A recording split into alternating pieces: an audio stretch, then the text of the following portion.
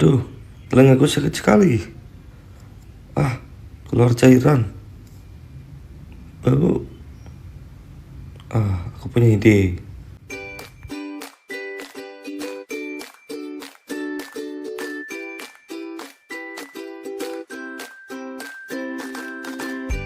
Selamat pagi Mas, silakan duduk. Perkenalkan, saya dokter yang bertugas di klinik THT ini. Hari ini dengan Mas Tulus ya, ada keluhan apa ya Mas?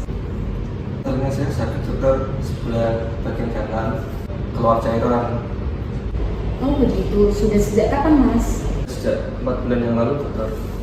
Baik, bisa diceritakan bagaimana kronologinya Mas? Sejak 4 bulan yang lalu tuh telinga saya kayak penuh dok.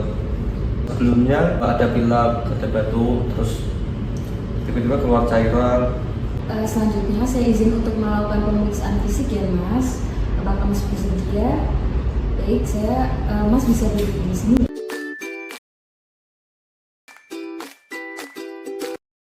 Baik, setelah saya lakukan pemeriksaan fisik, dari telinganya itu ada lubang atau perforasinya.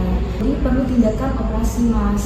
Operasi ini yaitu operasi nanoplasti, di mana tujuan operasi ini untuk menghindari dari infeksi dan memperbaiki dari pendengaran telinganya. Apakah Mas bersedia? Baik, bersedia.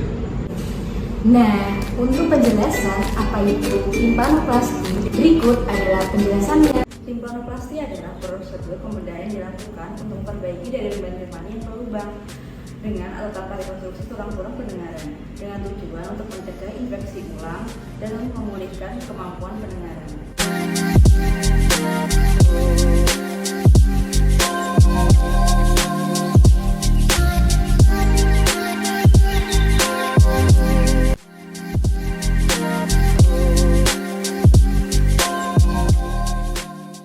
Dilakukan operasi timpanoplasti saat di ruang recovery room atau ruang pemulihan, perlu dievaluasi apakah dari pasien masih terpengaruh dari anestesi, di mana terjadi memungkinkan adanya aspirasi, yaitu masuknya dari cairan perut ke dalam paru-paru.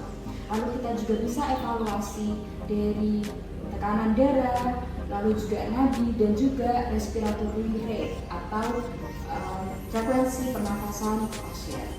Lalu juga cek suhu pasien untuk evaluasi jangan sampai pasien hipotermi. Setelah itu pasien akan melakukan rawat inap atau perawatan di rumah sakit, di mana sekitar 2-3 hari. Dalam fase perawatan di rumah sakit, kita harus juga mengevaluasi pasien. Yang pertama, kita evaluasi apakah di sini ada perdarahan pada bekas operasinya. Lalu kita evaluasi juga pada pasien apakah masih ada mual muntah, di mana mual muntah bisa terjadi akibat terkenanya vestibular saat proses pembedahan. Kita evaluasi juga apakah ada komplikasi lain seperti adanya parestesi pada wajah dan juga apakah adanya lidah yang mati rasa. Lalu kita evaluasi juga apakah ada vertigo pasca operasi, di mana terjadinya terisi otorik di skala semisirkulasi. Setelah melakukan operasi timpanoplasti, berikut adalah beberapa hal yang perlu diperhatikan.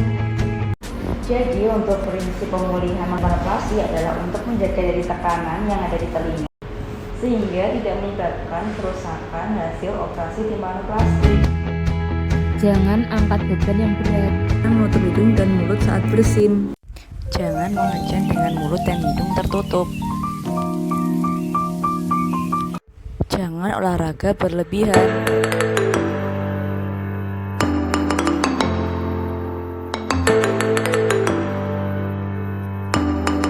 Hindari luka operasi kemasukan air.